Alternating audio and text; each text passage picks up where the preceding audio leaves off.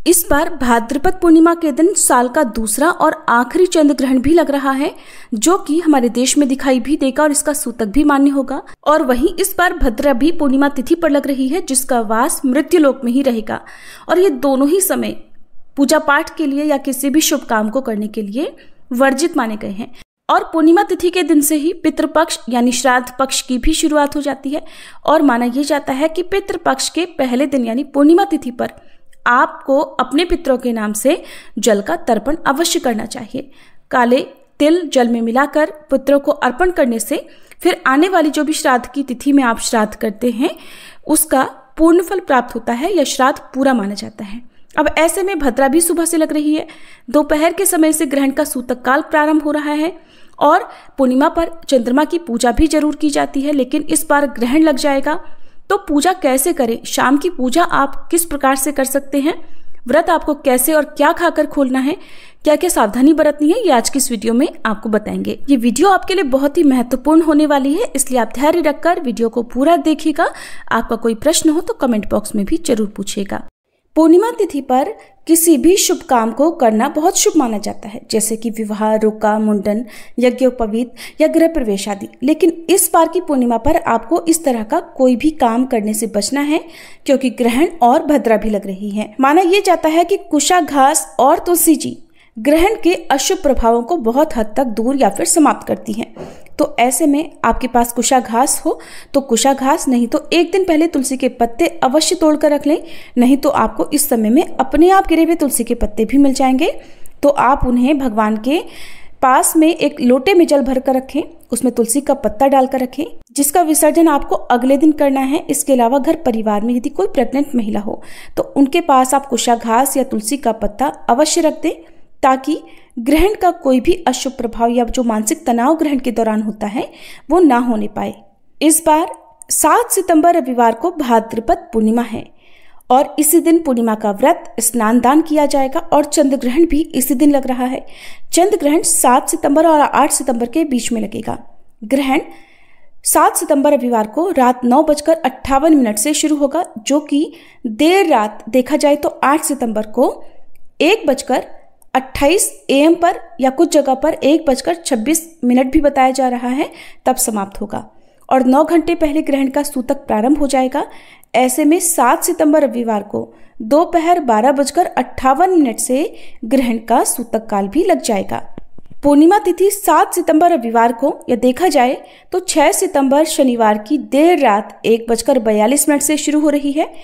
रविवार को पूरा दिन पूर्णिमा तिथि रहेगी, जो कि 7 सितंबर रविवार को ही रात 11:38 पर समाप्त हो रही है। पूर्णिमा तिथि केवल रविवार को प्राप्त हो रही है, तो श्राद्ध पक्ष की शुरुआत भी इसी दिन होगी और पितरों के नाम से जल का तर्पण भी आपको सुबह जल्दी ही करना होगा, क्योंकि सुबह सवेरे से ही भद्रा भी लग रही है। और इस दिन ब्रह्म मुहूर्त का समय सुबह 4:38 से 5:26 तक रहेगा। कोशिश करें आप सूर्योदय सुबह 6:14 पर होगा, इस समय तक सुबह की पूजा पाठ स्नान आदि से निवृत्त हो जाएं। इस समय आप पूजा करके भोग भी लगा सकते हैं। और इस दिन सूर्यास्त शाम 6:34 पर होगा। अभिजीत मुहूर्त दोपहर 12 बजे से 12:49 तक रहेगा। राहु काल शाम 4:30 से 6 बजे तक रहेगा और भद्रा सुबह 6:02 से लगेगी, जिसका समय दोपहर 12:43 तक रहेगा। भद्रा के समय यज्ञ आदि भी नहीं किए जाते हैं, हवन भी नहीं किया जाता है, लेकिन जो आपकी दैनिक पूजा है वो आप इस दौरान कर सकते हैं, क्योंकि भद्रा का वास मृत्युलोक में ही रहेगा। तो सुबह 6:02 से पहले पहले आपको इस दिन जो भी दैनिक पूजा पाठ वाले कार्य हैं वो निपटा लेने चाहिए। इसके बाद भद्रा समाप्त हो रही है 12:43 पर और सूतक काल 12:58 से लगेगा। तो इसके बीच का जो कुछ मिनटों का समय है, उस समय में आप चाहें दोपहर की पूजा भी कर लें और उसके बाद घर में शुद्धि आदि वाले जो भी कार्य हैं वो आप करके रख सकते हैं, क्योंकि पूर्णिमा का व्रत सुबह से लेकर रात तक रहता है। तो व्रत तो आपको रात में ही खोलना चाहिए चंद्रोदय होने के बाद, लेकिन इस समय में जब चंद्रमा उदय हो जाते हैं तब आपको केवल मानसिक पूजन करना है। पूर्णिमा तिथि पर पूरा दिन मंत्रों का जाप करते रहें, अपने गुरु मंत्र का जाप करते रहें, या फिर भगवद गीता या जो भी धार्मिक पुस्तकें हैं उनका पाठ आप कर सकते हैं, धार्मिक कथाओं का श्रवण आप कर सकते हैं। पितरों के नाम से पूजा वैसे तो दोपहर में की जाती है, लेकिन भद्रा और ग्रहण का सूतक लगने के कारण आपको सुबह 6:02 से पहले पहले पितरों को आप जल का तर्पण कर सकते हैं, या पितरों के नाम से जो भी पूजा है वो भी आप कर सकते हैं। नहीं तो अगले दिन प्रतिपदा तिथि में आप पितरों की पूजा अवश्य करें। इस दिन प्रातःकाल पूजा मुहूर्त सुबह 4:54 से 5:50 तक रहेगा। शाम की पूजा शाम 6:36 से 7:44 के बीच में होगी, लेकिन पूजा खुद से नहीं करनी है, प्रत्यक्ष रूप से धूप दीप नहीं जलाना है, प्रतिमाओं को स्पर्श नहीं करना है। मानसिक पूजा आप इस दौरान कर सकते हैं।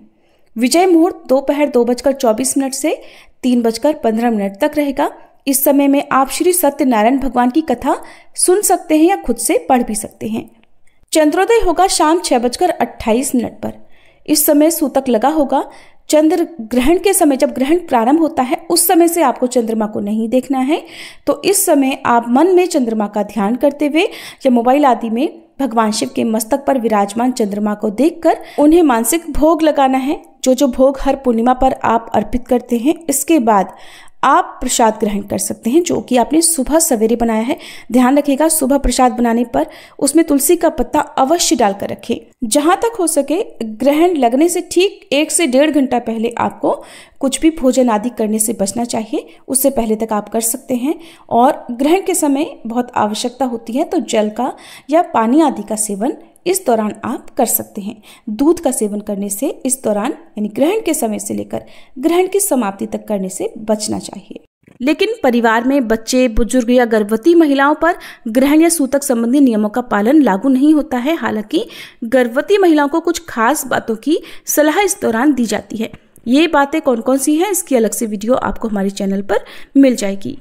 पूर्णिमा तिथि पर इस बार भूलकर भी लोहा, कांच या फिर स्टील आदि की कोई भी सामग्री खरीद कर ना लाएं। कुछ भी कोरा वस्त्र खरीद कर ना लाएं, क्योंकि पितृपक्ष के दिनों में नए सामान की खरीदारी करने से भी बचना चाहिए। ये थी आज की वीडियो।